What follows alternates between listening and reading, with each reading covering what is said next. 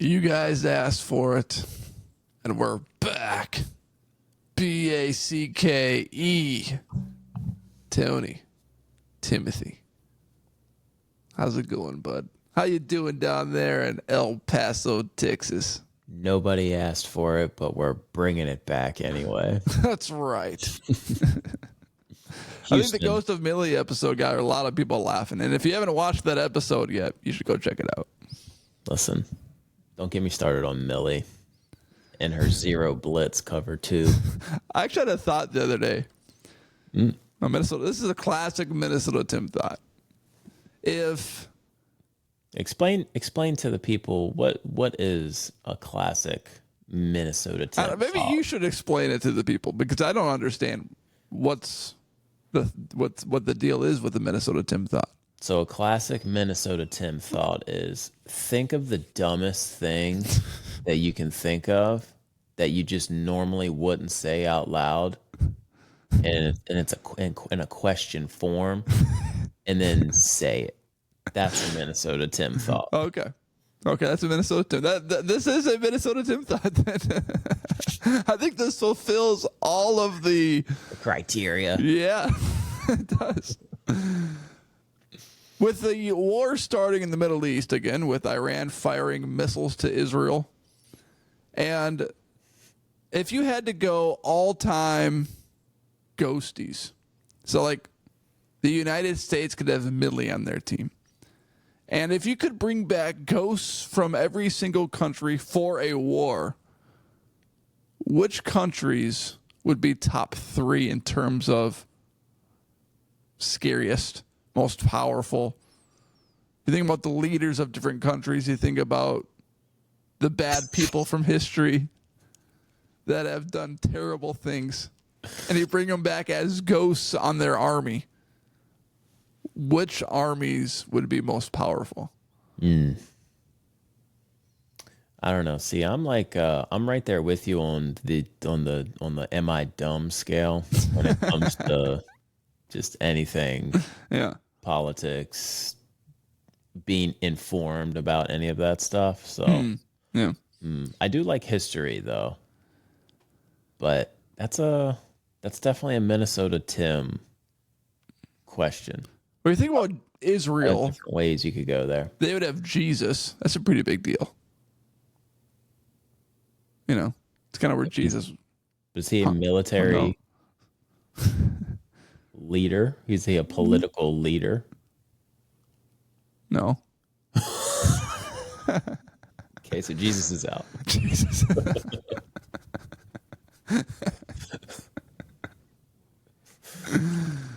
Who would the United States have? Well, they got Millie.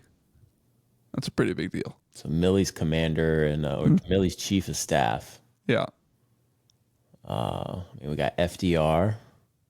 We'd have Franklin Delano Roosevelt. We'd have to go George Washington. I mean, Yeah, say that again. Washington. Washington. That's how we say wash.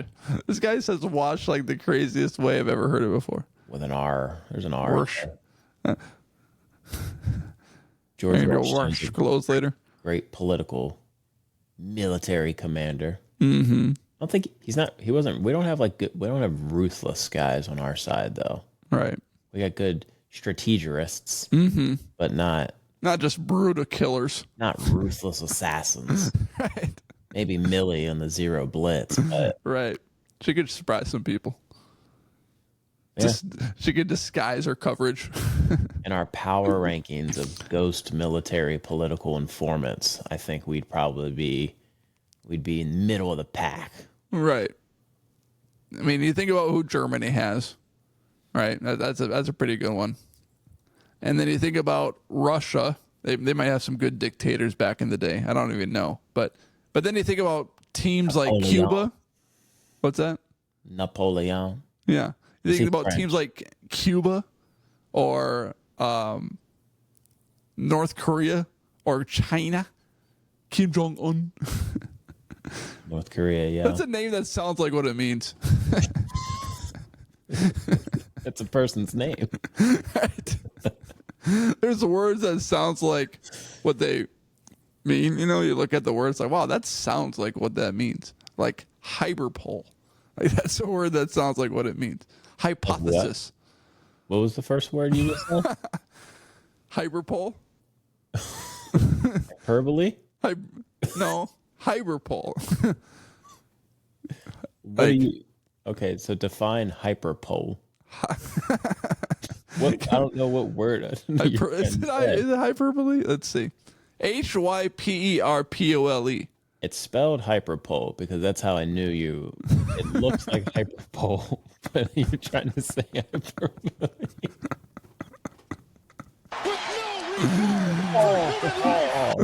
That's one of those words that sounds like what it means. Hyperbole. But you don't even know how to say it. Well, that's what we're here for. We're here for all these definitions and explanations. Oh. Yeah, I didn't know this is where we'd be starting off the podcast. Yeah. Ghost military leader power rankings in the English language. Yeah. Right. Kim Jong Un is a name that sounds like what it means. Kim Jong Un looks like a Kim Jong Un, just like I look like a Timothy, just like you look like a Tony. I think I look like a Kim Jong Un.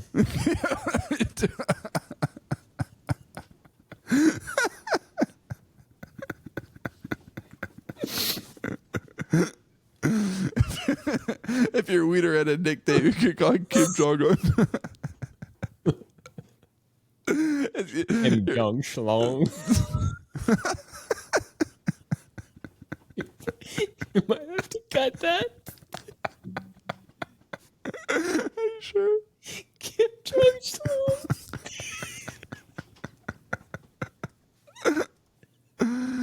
Oh my goodness! And then let's just take it a step further. What if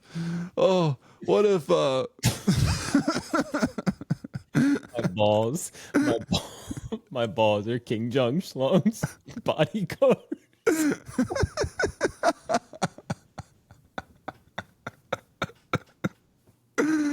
Okay, here we go. And then your pubes have a haircut like this.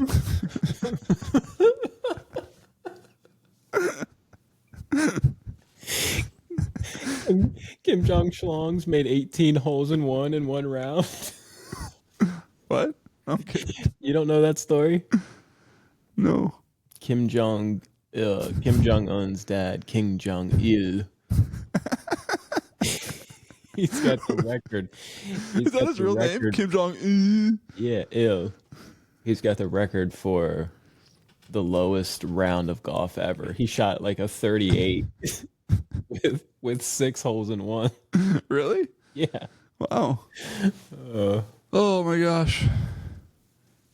Kim Jong Un dad golfing. There's a story behind Kim Jong II's famous round of golf. Okay, it really is a real story. Wow.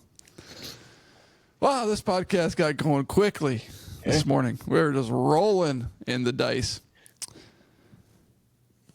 Oh, man. So, Philadelphia Eagles defeated the Saints. That was your testes game. And you were like, we got to beat the Saints. That's the question. And I'm like, what about the Buccaneers? They beat you in the playoffs last year. Like, I'm not concerned about the Buccaneers. Well, the Buccaneers wiped the floor with them. 31-16. Completely clobber them. Baker Mayfield following a loss to the Denver Broncos. Poured it on them. Your reaction to the Eagles' loss to go 3-3 on the season. So, not super concerned. 2-2 at the quarter pole, or the first 4 games of the season. So, honestly, wasn't expecting to win the game with AJ Brown. Give it to me. Give it to me.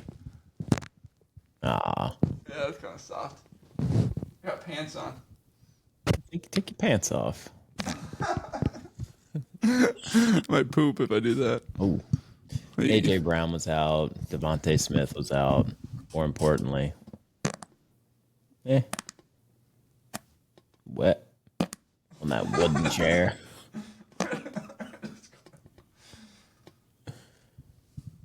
Okay. All right. Yeah, we're good. I think we're ready. Lane Johnson was out. So they were missing a bunch of guys, which still no excuse for the defense to play as terrible as they did. But What an up and down defense. You hold the Saints to barely any points, and then you cough it up against the Bucks. yeah, it's one thing to just like have maybe a good half against the Saints, but they like shut the Saints down completely.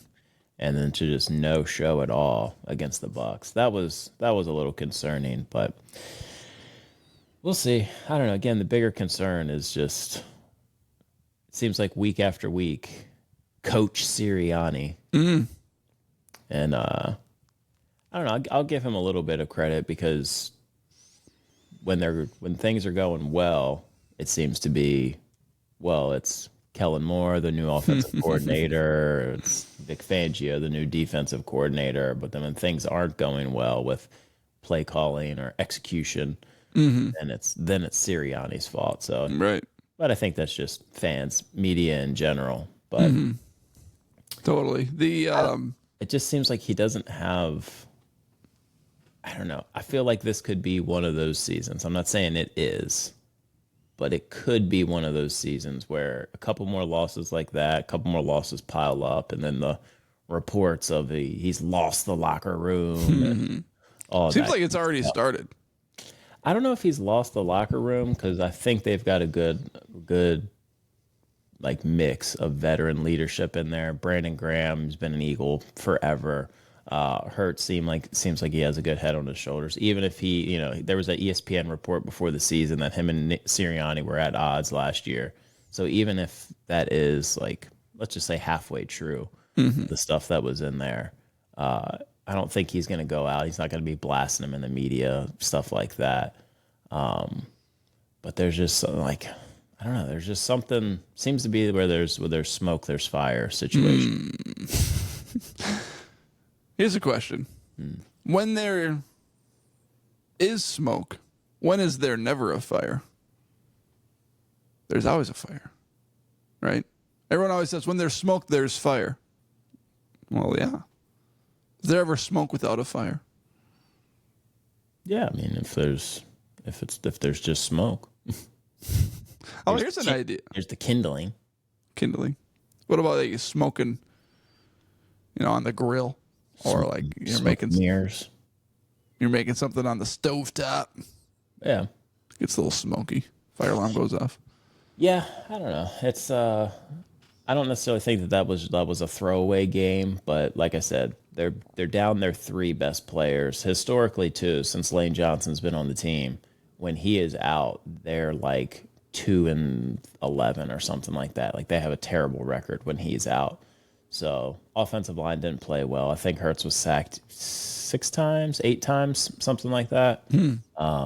So I think just a bad day. One of those you throw away the game films, go into your bye week, get healthy, and then come back. I think they got the Browns coming back off their bye week, so that's a good little get right game there. And the Browns are so up and down. It's so hard to know what kind of team they are. They go out there, they win some games, they lose some games. They look good one week, they look terrible another week. Deshaun Watson is up and down as a quarterback.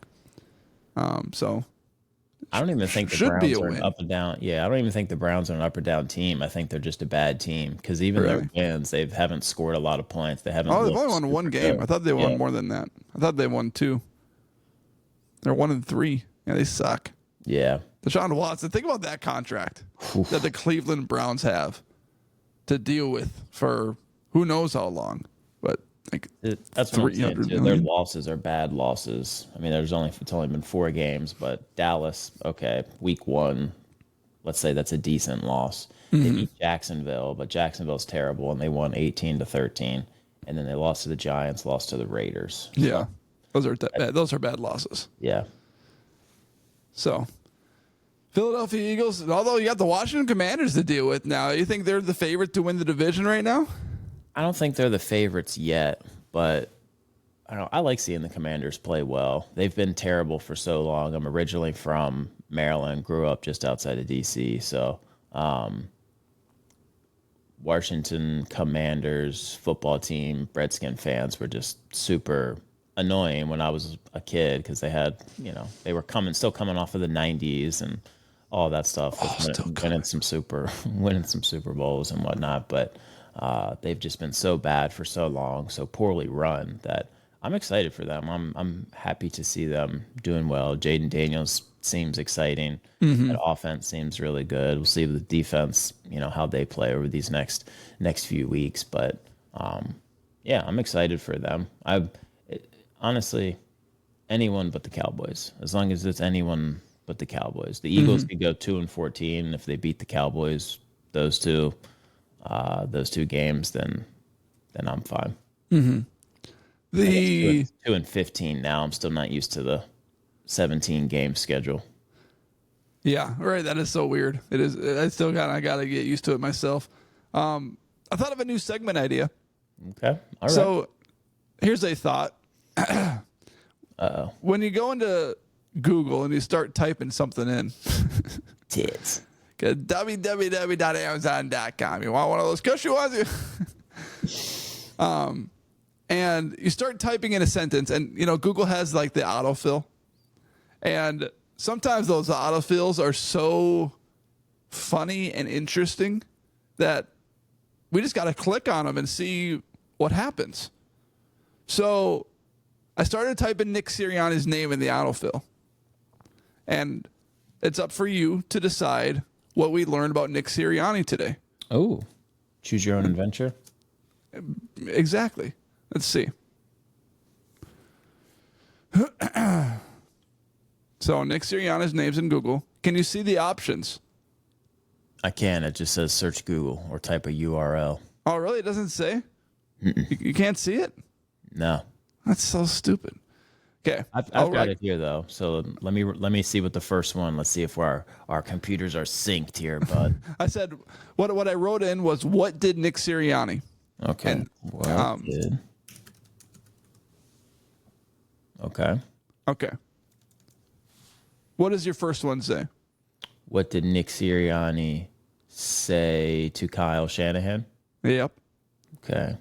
What is Nick Sirianni's coaching history is my second one. I like the bottom one. Why is Nick Sirianni wearing Italian flag? Okay, let's click on that one.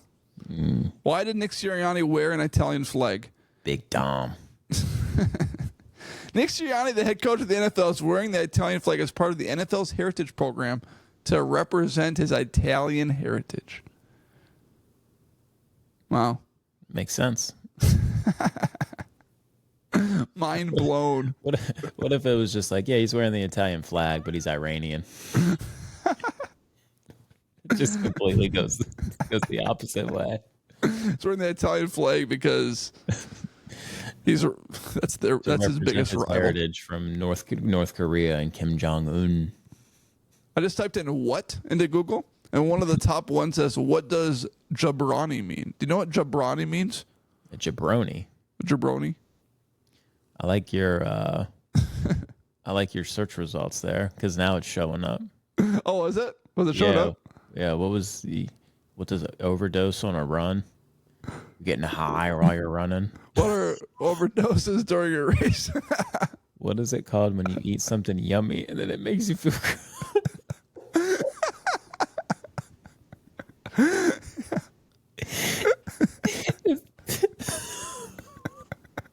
I was searching these. When you eat something yummy. That's just how you talk.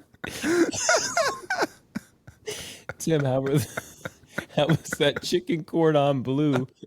Yummy.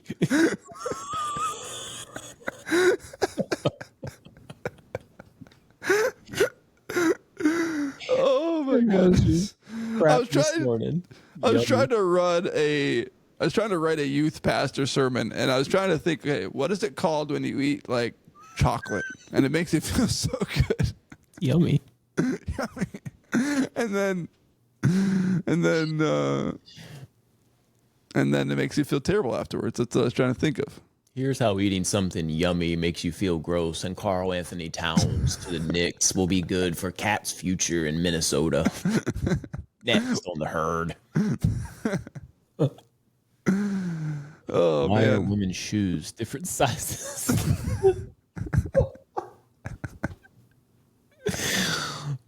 Those are my children. Oh, okay. Let's leave that one. Why do men have nipples? Should I click on that one? Sure.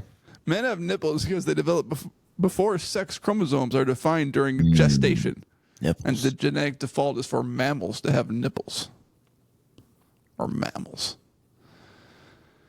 Oh, wow. All right, yes. All right. Good little dip into the mind of Minnesota Tim. Have you ever wondered why a size 10 for men is a size 9 for women? That's why I was looking it up. My wife and I were having that conversation a couple days ago. It's like, okay, a women's size 9 is a men's size 10. Mm-hmm. But it says they're 9 inches and men's are 10 inches too. So, like, are we grading this off a different inch scale or what's going on here? I would imagine it's graded off of just men and women having different size feet. Well, what was the answer? You tell me. You looked it up. Yeah, I did look it up. What did they say? I don't remember. Let me see. Why are it said men and women's shoes are designed differently because our feet are different. And it just but it still brings up the problem of 9 inches in women is 10 inches in men. I'm still confused by that. You know what I mean? Men always given different inch size. Right. You think about it. Need that extra inch. We also play with a bigger basketball. What else are men better at women? Let's go down this rabbit hole. What do you think? What are your thoughts? On the shoe thing? No, on the question that you asked. Well, just, everything in general. Life. I'll Google it. Apparently nowadays, giving birth, having a period. Tampon Tim. Did you watch the debate last night? Swimming. Yeah, I watched for like a half hour of it. What are men better at than women? It says spatial navigation. Men have better sense of direction than women. Wait, you can't see the screen. I'll share the screen with you. Spatial ability. Men may perform better on tasks related to rotating objects in space. VO2 max. And have a higher VO2 max, which is a measure of how well the body uses oxygen. So maybe that's why we're better athletes, historically. Anyways, the Minnesota Vikings defeated the Green Bay Packers on Sunday. Demolished them in the first half, 28-0, until the Minnesota Vikings punt returner, who was filling in for Brandon Powell at the moment he was injured, botched a punt, and the Green Bay Packers scored an easy touchdown off that. And Sam Darnold, he got a little dicey in the second half with a pick that should have never been called an interception. Did you see that? I don't know if I have it saved anymore. I don't think I do. But it was the worst call that I think I've ever seen. I feel like officiating over the last 5 years has just 5-10 years has just slowly gotten really, really bad. I don't know if that's just as the broadcasts have evolved and there's 50 cameras, 50 slow-mo replays, all that with each game. But I feel like every single game there's like 2 or 3 blatant just bad calls or missed calls, or they even reviewed it too, because you review every turnover. And the Packers safety had it in his arms. He was bobbling it as he went to the ground. And once he gained control of the ball, he still didn't have it in his hand, or his feet weren't down. So I just don't understand how they got to that call whatsoever. But then he had a little fumblerooski where the Packers hit him as he was trying to throw the ball to his right. And then Packers make it a one-score game, 28-22, after they went for 2, and things are getting a little dicey because another 3 and out. The Packers got all the momentum. Jordan Love's getting hot. The Packers defense getting hot. But then Sam Darnold leads basically the game-winning drive to seal it with a field goal with like 7 or 8 minutes left. And second time this season, this was my big doubt. This was my big fear that, when the time comes to shine, Sam Darnold's not going to be able to shine in those final stretches of games where he has to make throws where the defense knows it's coming. They can rear back, pin back, and blitz because they know he's got to make a throw. So second time against the Niners, against the Packers, hostile environment. He's been all that and more. Leads the NFL in touchdown passes, which I'm sure you had on your bingo card. Yeah, through 4 weeks of the season, that was definitely a bet I was placing. Yeah. Not.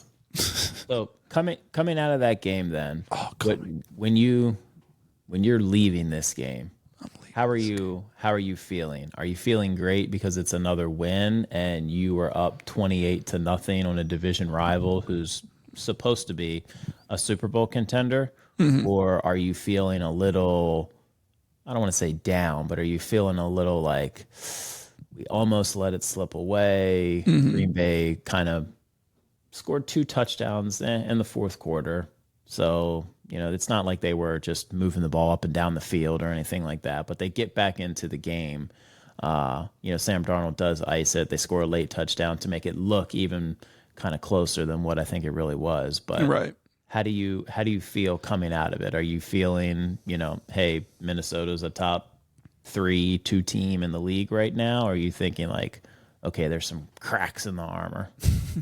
I do think that right now they're playing as a top 3 team, but I would still probably take 5 other teams ahead of them in terms of, okay, this team has a chance to win the Super Bowl, a legit chance. However, looking at that game, I actually feel better about that game knowing it was a little closer and knowing the Minnesota Vikings need to put together a drive through adversity, because it's cool to dominate a team 41-0 or 45-0, and it's everyone. It's everything everyone's going to talk about, but you don't really learn a whole lot about yourself, about your team, about how you're going to handle those adverse situations. If you defeat a team like that, you just pummel them.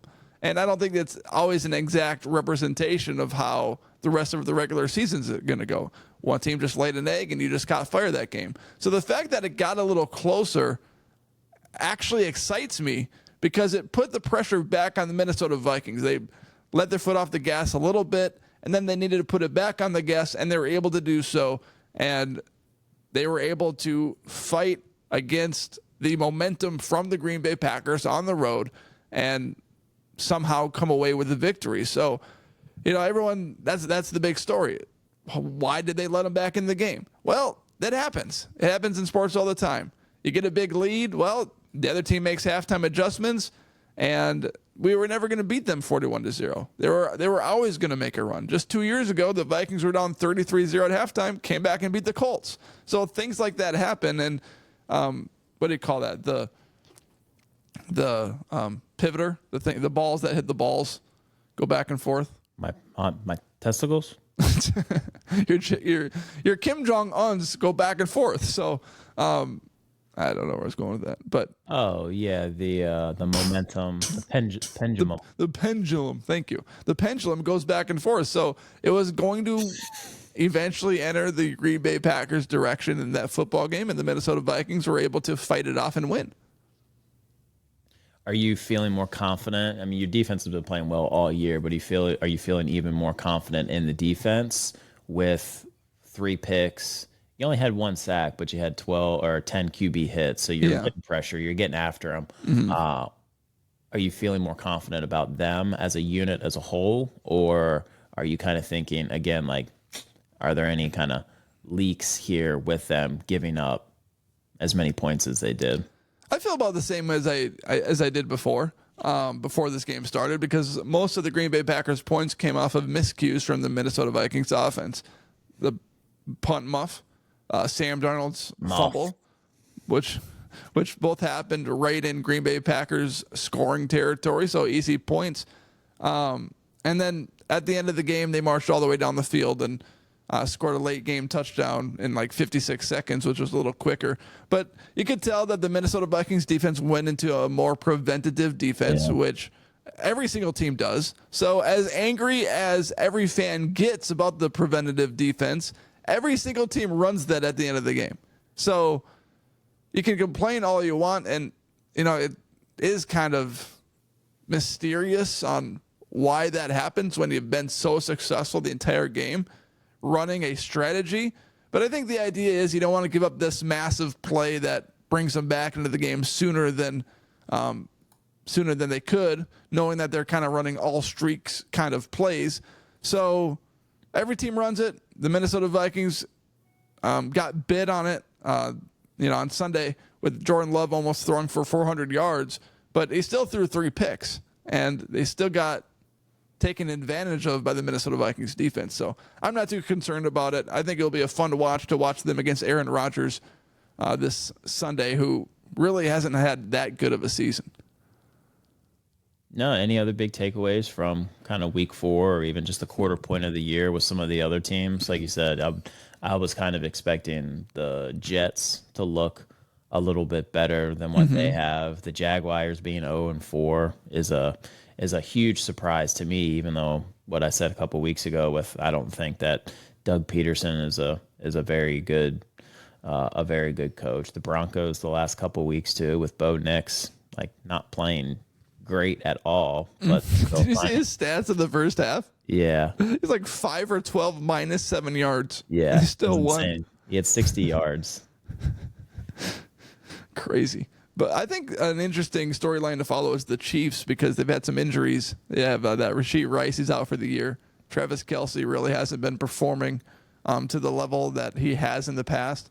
But they're 4-0 still. They still got Mahomes, they still got the Reed.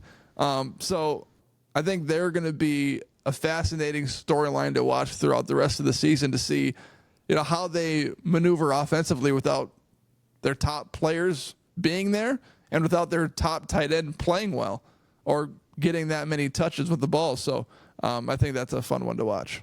Yeah, this isn't a hot take or anything like that, but I feel like you can just pencil them into the AFC Championship game every single year at this point. Like it's definitely reached the Brady Patriots level where that it literally September, October, so literal, even November, it doesn't matter what's going on, who's on the field, their record, anything like that. At the end of the season, they're going to have 11, 12 wins and probably a bye maybe not now because with the playoffs, but the playoff system, but there'll be at least a divisional round, more than likely the AFC Championship game. Mm-hmm. For sure. They just got that pedigree is what that's is what that's called. That zeal. The zeal for greatness. Pedigree, zeal. Domination. Zest. Ooh, that's a good one. Power. Hyperpole. Anemic. Amoeba.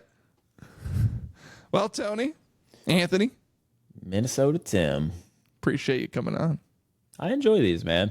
They're fun. Yeah. I think it brings out our personality. It brings up every single conversation that we have at SiriusXM. We have our laughs, but then we bring in serious conversation. It's lighthearted NFL discussion with humor.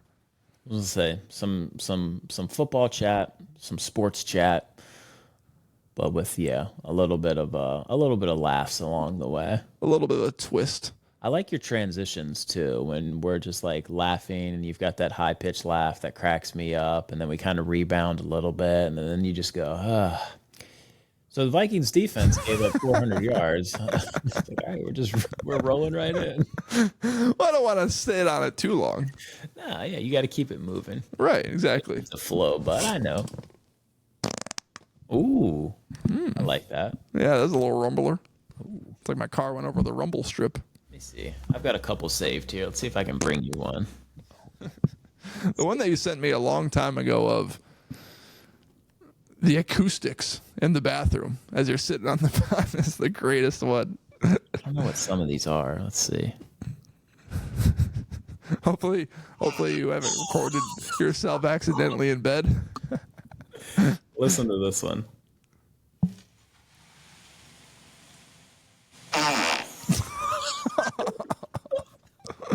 Wow, the power and the girth behind that one. The visceral effect out of my butthole. Let's see. What's this one? That wasn't real, was it? Was that real? That sounded so fake. Did you see Dikembe Mutombo died? Yeah. We're having it in heaven now. Or hell, I don't know. He seems like a heavenly guy. Should I look it up? He's going to be like, to God. God's going to be like, what? Get out of here.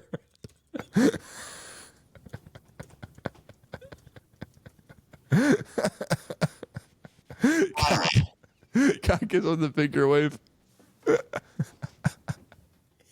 God blocks his entry to heaven.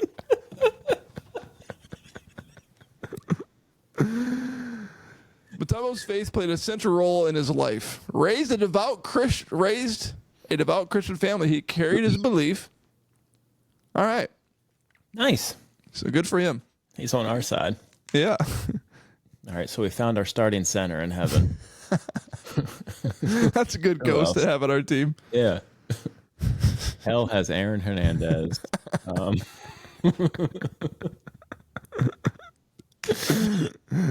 Sandusky. Ray Caruth. OJ. Pete Rose. Pete Rose is betting on.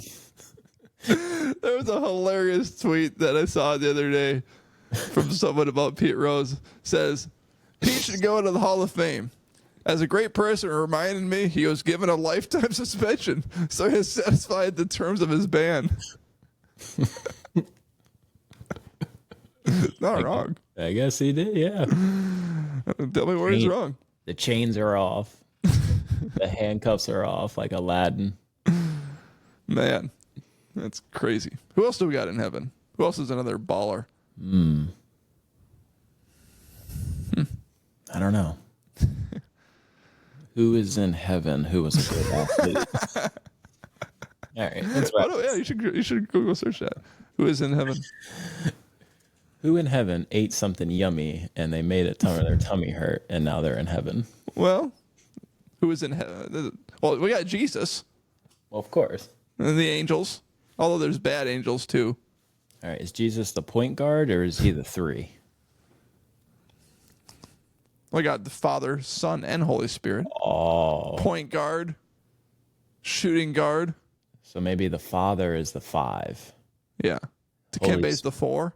Holy Spirit. Oh, like the Twin Towers. Yeah. Like the 99 Spurs. And then you got Osama bin Laden trying to take out the Twin Towers on the other Got side. that. Really? Oh. I didn't think that was that bad. Then you got You got Saddam Hussein down there. Saddam. Got leaders, ISIS leaders that Donald Trump killed.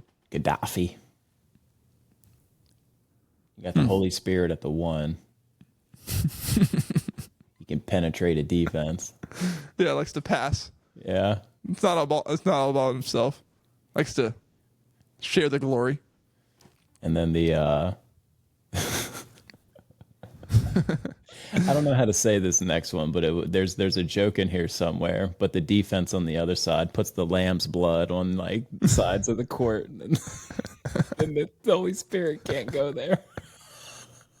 No, the Holy Spirit can go there. That it's just No, in the story of Moses, Yeah, they put the lamb's Right, blood, so right. then the Holy Spirit goes past it. is it the Holy Spirit or is it the like the death angel? Right? Yeah, I guess it's not the Holy Spirit. Maybe they're the same. Look at us Angel. holding each other accountable. Look at us, youth pastor. Wow, I got a message to give tonight. See how that goes. All right, I hope your tummy doesn't hurt. You eat something yummy. I actually got it. I figured it out. It's called deceptiveness. That's what it's called. When you eat something yummy and then you feel gross afterwards, it's called deceptive. Been deceived. Yeah. All right, bud. All right, bro. Appreciate you. Thanks for having me on.